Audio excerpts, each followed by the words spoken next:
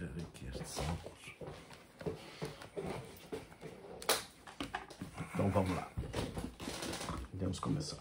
Bom, por gentileza, seu nome e sua idade. Eu sou Carlos Oliveira Santos, sou português, nasci em 1953. Isso quer dizer que este ano, em setembro, ainda farei 70 anos. Desculpa, olha, enganei-me, filho. Enganei-me. Vamos lá. Repetir, vamos recomeçar. Vamos, então vamos. Por favor, você pode falar seu nome e sua idade? Meu nome é Carlos Oliveira Santos, nasci em 1953. Este ano, em setembro, farei 71 anos. Carlos, como era Portugal no período da ditadura? É sempre difícil sintetizar uma sociedade tão antiga e tão complexa em poucas palavras. Mas desde 1926, Portugal tornou-se uma ditadura. O que quer dizer que, para as pessoas que prezem a liberdade, a dignidade, era basicamente um regime onde não se podia respirar. Havia uma repressão total da liberdade de expressão, das liberdades políticas, das liberdades sociais.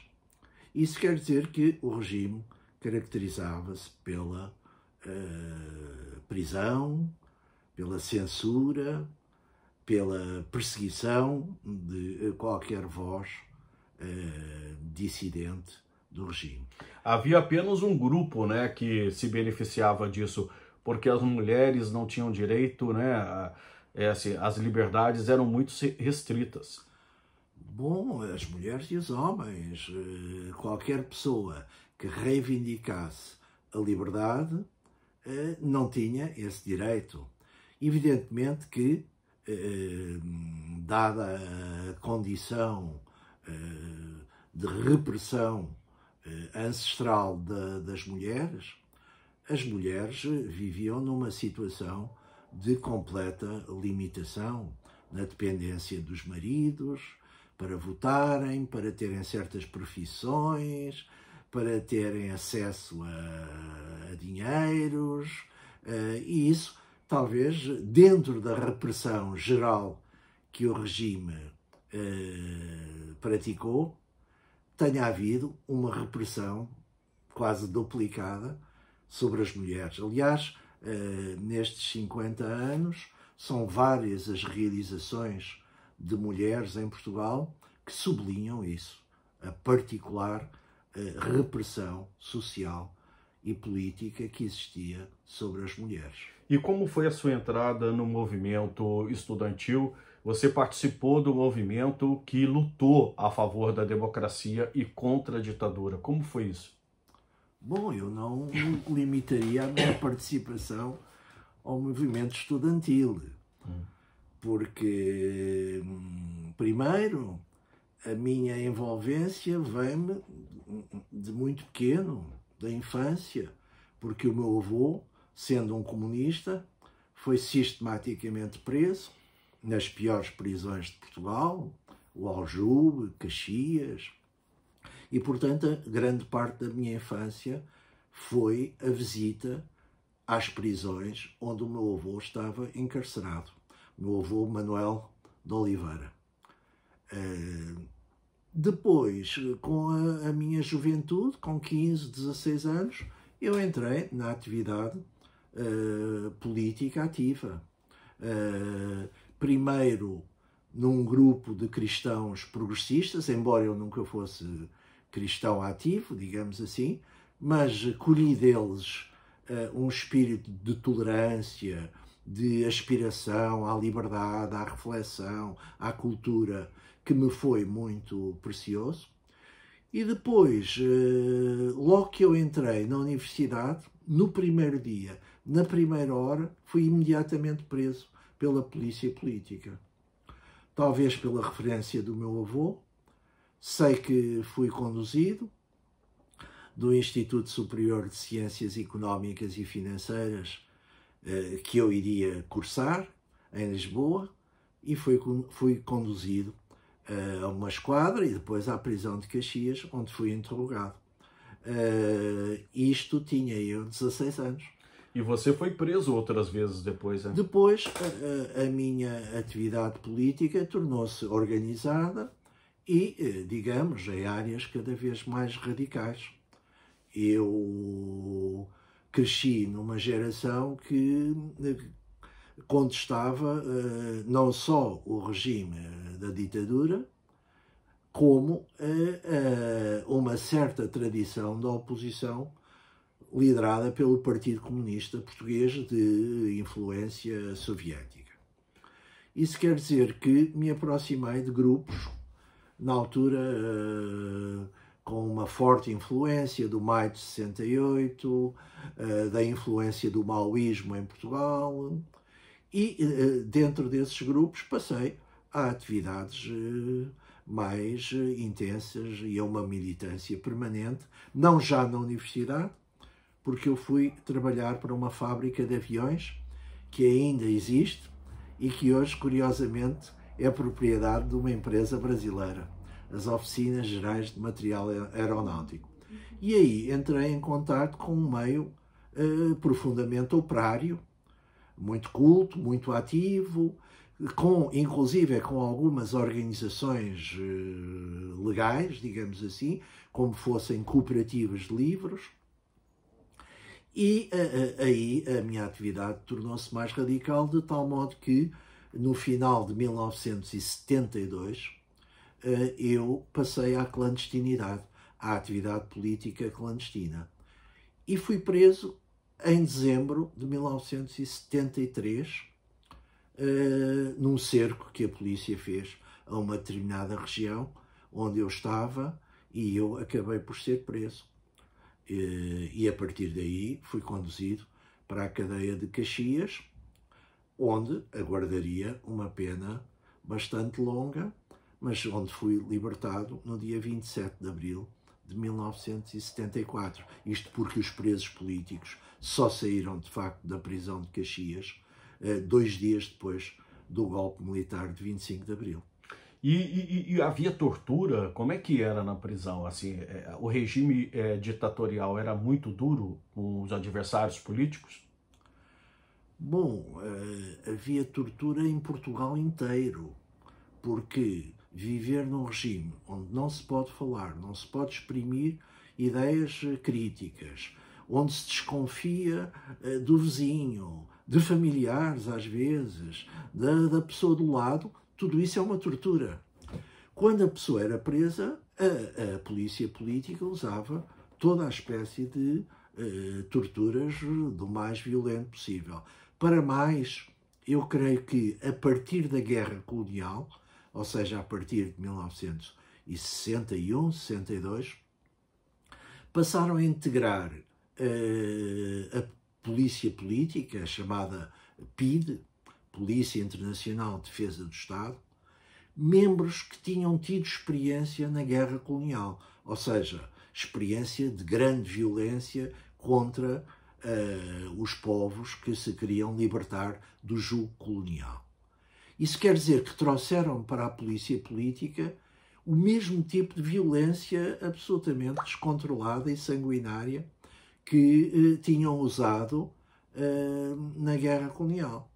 Eu não gosto de exibir a minha prisão, nem a tortura a que fui sujeito. Mas é sabido, e tem sido escrito, que eu fui sujeito a uma das torturas, a um regime prisional do mais violento possível, com torturas de sono longuíssimas, 2 semanas, em que a pessoa é sistematicamente acordada para não adormecer, espancamentos sistemáticos, o meu corpo estava completamente negro, e toda a espécie de ameaças e formas de tortura psicológica. E isso durava, em alguns casos, meses, se de facto da parte da pessoa não houvesse qualquer confissão, qualquer denúncia dos seus camaradas. São inúmeros os atos de violência descritos e levados a cabo pela polícia em Portugal. Violência que, em alguns casos, levou à morte de pessoas, desde os anos 30, que anarquistas, comunistas, dissidentes de várias naturezas, de várias características, foram submetidos, de facto, a torturas, e alguns foram mortos, dentro ou fora da prisão. A secretária de Humberto Delgado foi estrangulada em Badajoz por uma brigada da PIDE. Militantes anarquistas nos anos 30 morreram ou na prisão ou pouco depois pelos maus tratos. Militantes comunistas foram assassinados. Portanto, estamos a falar de um regime absolutamente desumano e contra a natura, porque estamos a falar de um regime ditatorial na Europa que terminou em 1974, o que é absurdo. Como é que é possível que num país europeu vigorasse uma ditadura até 1974, depois dos Beatles, depois da revolta estudantil em todo o mundo, depois de uma generalização de uma cultura de liberdade e de autoexpressão? Como é que isto era possível? Portanto, a conclusão é que, de facto, era um regime irrespirável, por parte, sobretudo, da minha geração, que viveu tudo isso, o pós-guerra, o rock, a liberdade estudantil, etc, etc. E por que você acha que durou tanto essa ditadura? Porque foi uma ditadura longeva, né? Na minha pobre opinião, acho que por uma grande incapacidade da sociedade portuguesa. A sociedade portuguesa saiu da Primeira República muito preocupada com a democracia e a possibilidade da democracia, como de certo modo aconteceu na Primeira República, se transformar numa certa desordem e numa certa instabilidade económica e social. Isso reforçou, evidentemente, a imagem e a estratégia das forças fascistas e ditatoriais. Para além do mais, foram forças conduzidas, eventualmente, por dirigentes muito sagazes, muito perspicazes, muito manhosos, como era o caso, nomeadamente, evidentemente, de Salazar. Isso levou sempre a uma grande incapacidade da oposição forjar uma mudança efetiva. Ela foi tentada por muita gente e em muitas ocasiões, mas mesmo coisas que tiveram forte apoio popular, como a candidatura do general Humberto Delgado, no final dos anos 50, não conseguiram transformar-se numa força de destruição da ditadura e de mudança efetiva. E, Carlos, como é que você classifica o 25 de abril? O que ele representa para você e para os portugueses? Bom, eu para já sou contra essa generalização. Eu acho que dentro do 25 de abril estão várias coisas. Eu creio que não podemos abstrair, criar uma imagem abstrata do 25 de abril. Porque se é verdade que no 25 de abril está o desejo da liberdade, da justiça, do respeito pelas classes pobres e trabalhadoras, também é verdade que durante estes 50 anos se desenvolveram coisas que não podem, de modo nenhum, ter o apoio de uma pessoa como eu. Ou seja, a existência de uma grande quantidade de pobreza em Portugal, estima-se em cerca de 25% a pobreza em Portugal, a existência de acumulação imensa de riqueza em muito poucos, graças ao trabalho de todos, não é? Por outro lado, há um regime político que foi condicionado por alguns partidos que foram distribuindo entre si o poder de uma maneira clientelista, de uma maneira que não respeita uma autêntica democracia e uma autêntica igualdade. Isso tem levado a uma série de crises políticas em Portugal e tem levado a uma grande desconfiança e até a um grande retrocesso e dificuldade de desenvolvimento social, económico, inclusive político, porque há cada vez mais pessoas que transformam esse seu descontentamento para com os erros deste chamado regime democrático, e que são erros graves e sistemáticos, nomeadamente esses, o clientelismo partidário, o uso do aparelho de Estado em favor de muito poucos e não ao serviço da totalidade dos cidadãos, o enriquecimento de uma minoria, o empobrecimento de uma grande maioria. Tudo isso são coisas que naturalmente levaram muitas pessoas ao descontentamento e a abrirem os seus ouvidos para forças antidemocráticas, forças de uma extrema-direita que é aceite democraticamente na democracia, mas cujo propósito é destruir a democracia.